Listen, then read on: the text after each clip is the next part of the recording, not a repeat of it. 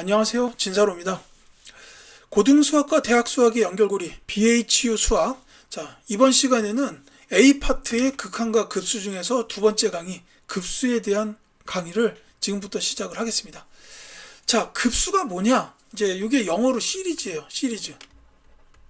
이게 중요할 것 같지는 않지만, 자, 어쨌거나 이 급수라는 거는 수열의 합인데, 특히나 무한수열의 합을 보통은 급수라고 불러요. 그래서 이제 무한급수라고 생각하시면 됩니다.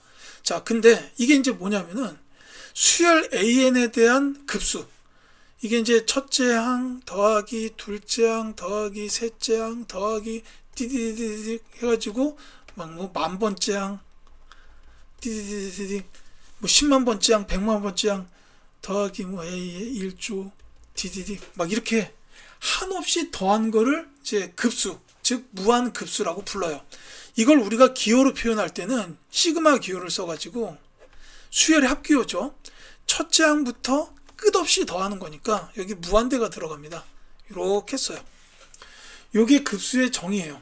그러니까 1에서부터 무한대까지 AN, 이제 요게 급수인데, 다만 이제 이거를 어떻게 바라보고 계산을 할 것이냐라는 거에 대해서 연구한 결과가 이제 부분합의 극한이라고 나온 겁니다. 이게 뭐냐면 이제 수학 1에서 시그마 K는 1에서 N까지 AK 요걸 배웠을 거예요. 얘는 첫째 항 더하기 둘째 항 더하기 셋째 항 띠디디 해가지고 N-1항 그 다음에 N번째 항 여기서 끝나죠.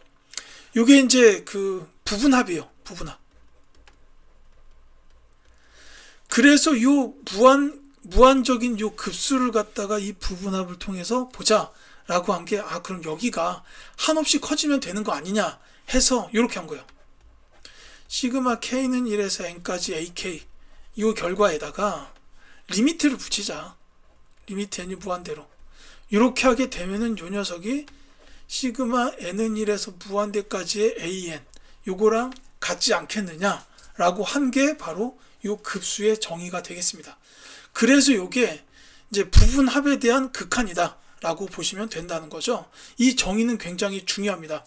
그러니까 이 급수를 어떻게 정의했냐, 무한수열의 합인데 이걸 갖다가 우리가 계산하기 편리하게 부분합의 극한으로 정의를 했다라는 겁니다. 물론 이제 여러분들이 수학 1에서 배웠겠지만 이 녀석을 보통 SN이라고 쓰잖아요. 그래서 여기서 이제 리미트 n이 무한대로 갈 때 SN 이렇게 써도 괜찮습니다.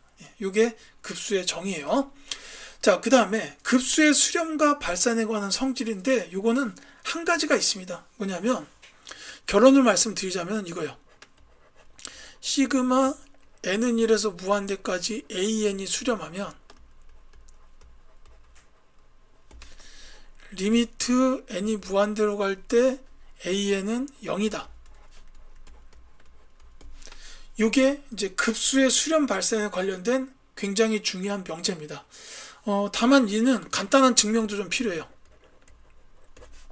이제 바로 앞 페이지에서 이 녀석을 갖다가 정의에 의하면 리미트 n이 무한대 시그마 k는 1에서 n까지 ak 이렇게 쓸 수 있다고 했어요. 이게 정의였죠. 여기에서 특히 이 시그마 K는 1에서 N까지 AK를 SN이라고 해요. 그러면은 이제 수학 1에서 SN 빼기 SN-1이 AN이다. N이 2 이상일 때 이게 성립한다는 걸 분명히 배웠을 거예요. 얘를 이용해서 양변에 리미트를 잡아요. 그러면은 리미트 n이 무한대로 갈 때 AN이 리미트 n이 무한대로 갈 때 SN 빼기 SN-1입니다. 근데 요게 이제 그렇다면 요 식에 의해서 얘가 리미트 SN이 된단 말이죠. 그러니까 결국 여기서 시그마 AN이 수렴한다라고 이미 알려준 상태니까 얘가 수렴을 하는 거예요. 그래서 요 극한값을 S라고 하면 요 뒤에 나오는 게 뭐냐면 요게 어차피 S라는 녀석으로 얘가 수렴을 하니까 둘로 찢어요. SN 빼기 리미트 sn-1 이렇게 찢으면 요 녀석이 s로 수렴을 해요. 그러면 얘는 그 바로 앞에 항인데 얘도 리미트 취하면 같은 값이라는 건 알고 있죠. 그래서 얘가 s 빼기 s가 되면서 0이 나온다 라는 사실입니다. 그래서 여기서 시그마 an이 수렴하면 리미트 a는 0이 된다는 거예요. 이게 이제 머릿속으로 잠깐 생각을 해보면은 끝없이 더해야 되는데 이 끝없이 더하는 숫자가 계속 예를 들어서 1이다. 그럼 1 더하기 1 더하기 1 더하기 1 더하기 1 이렇게 돼버리면은 마지막에 가면은 이게 수렴을 안 할 거 아니에요. 그러니까 얘가 수렴을 했다는 얘기는 결국 이제 저 뒤에 엄청나게 큰 번호의 항들은 결국 0에 가까워지는 거구나. 이렇게 이해하셔도 괜찮습니다. 다만 이 증명은 좀 기억을 해 두실 필요가 있어요. 다만 근데 이제 여기서 더불어서 말씀을 드려야 되는 게 이거 지워야 돼요.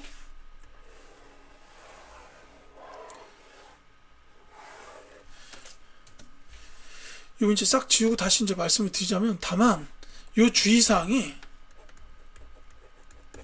얘가 역이 성립하질 않아요. 역은 거짓이에요.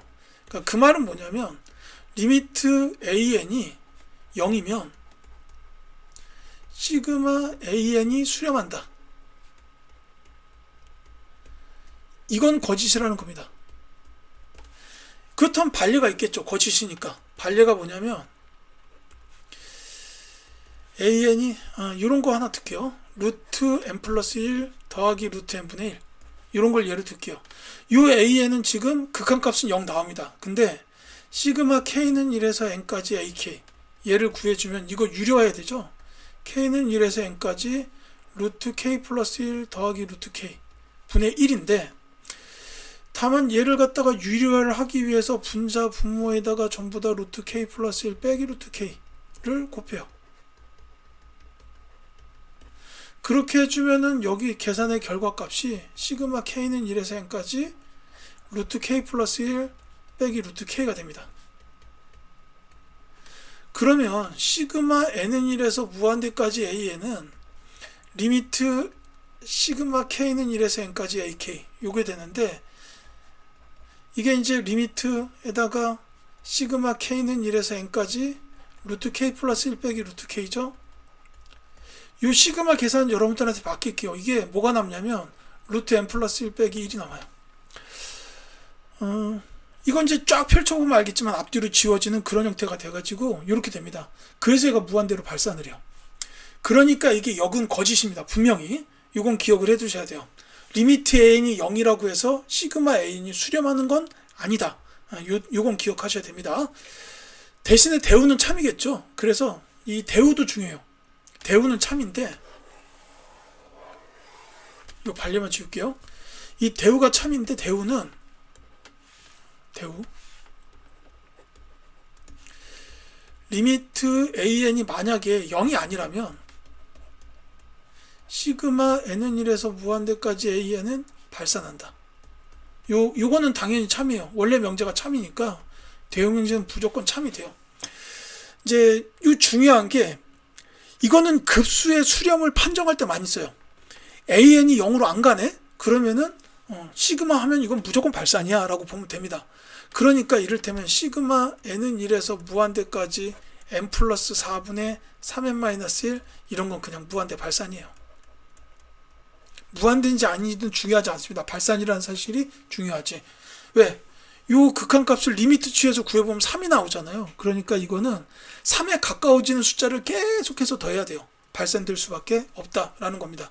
근데 이 대학 수학에서는 이제 이게 극한값이 얼마냐 이런 것도 물론 필요하겠지만 더 중요한 게 이 급수가 수렴하냐 발산하냐 요걸 판단하는 게 중요해요. 그래서 이렇게 이제 발산을 판정하는 거 중요하고 또 한 가지 이게 리미트가 0이 아니다라는 거는 an이 0이 아닌 다른 값으로 수렴했다라는 사실도 되지만 an 자체가 발산을 해도 급수가 발산이 된다라는 것도 기억해 두셨으면 합니다. 자, 그 다음에 이제 소거형 급수의 계산인데 이제 요거는 뭐 부분분수 분해라든지 그 다음에 무리식의 유리화 조금 전에 반리 얘기할 때 유리화는 잠깐 말씀을 드렸죠. 이제 부분분수 분해 이런 거예요. n은 1에서 무한대까지 n 플러스 1분의 1 이런 거는 이제 시그마 n은 1에서 무한대까지 n분의 1 빼기 n 플러스 1분의 1 이렇게 되고, 이게 이제 정의에 의해서 리미트 n이 무한대로 바꿔주면 이쪽을 시그마 k는 1에서 n으로 한 다음에 여기를 k분의 1 빼기 k 플러스 1분의 1처럼 이렇게 바꿔줘야 돼요. 그래서 저 녀석들을 펼치면 리미트 시그마만 펼치면 1 빼기 2분의 1이 첫째 항, 그 다음에 2분의 1 빼기 3분의 1이 둘째 항 디디딕 해가지고 n분의 1 빼기 n 플러스 1분의 1이 마지막 항이 되죠. 그래서 여기 남는 게 리미트 n이 무한대 1 마이너스 n 플러스 1분의 1만 남고 나머지 싹 다 지워집니다. 그래서 1로 수렴하는구나 이렇게 나온다는 얘기예요. 이제 이런 식으로 부분분수의 분해를 통해서 이제 계산할 수 있는 소거형 급수가 있고, 무리식의 경우는 조금 전에도 했었죠. 이제 루트 n 플러스 1 더하기 루트 n 분의 1, 이 녀석도 소거형 급수가 되죠. 유리화를 하면 시그마 루트 n 플러스 1 더하기 루트 n 있었으면 위아래에다가 루트 n 플러스 1 빼기 루트 n 이렇게 곱한다 이거죠. 이렇게 해가지고 글씨가 좀 이상하죠. 죄송해요. 그래서 이게 남는 게 이제 시그마 n은 1에서 무한대 루트 n 플러스 1 빼기 루트 n 얘가 남게 되죠. 그리고 저 녀석을 정의에 따라서 리미트 시그마 k는 1에서 n까지 루트 k 플러스 1 빼기 루트 k 이렇게 바꿔주고 쫙 펼쳐서 따다다다닥 지워버리면 이게 남는 게 이제 리미트 루트 n 플러스 1 빼기 1 얘만 남게 되고 무한대로 발산한다. 이제 이런 식으로 할 수가 있다는 겁니다. 그러니까 이렇게 이제 부분분수 분해 혹은 무리식의 유리화를 통해서 일부의 급수들을 계산할 수는 있는데, 다만 이제 대학 수학에서 또 중요시하게 여기는 부분은 이 급수가 과연 수렴하냐 발산하냐예요. 극한 급수값을 구하는 것보다 수렴의 발산을 판정하는, 요걸 좀 더 중요시한다는 점을 이해해 두셨으면 좋겠다라는 겁니다. 자, 그 다음에 이제 등비급수에 대한 얘기인데, 이제 이 등비급수라는 거는 등비수열의 합이요.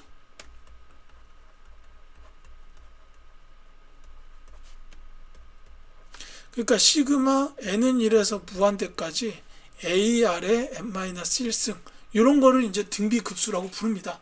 등비수열을 갖다가 첫째 항부터 끝없이 더했다라고 보시면 되겠죠. 요거 이제 결론을 말씀을 드리자면, 이제 결론부터 얘기할게요. 이게 시그마 n은 1에서 무한대까지 AR의 n-1승 요게 등비급수인데, 요거는 R의 범위, 공비의 범위가 마이너스 1에서 1 사이일 때만 수렴을 해요.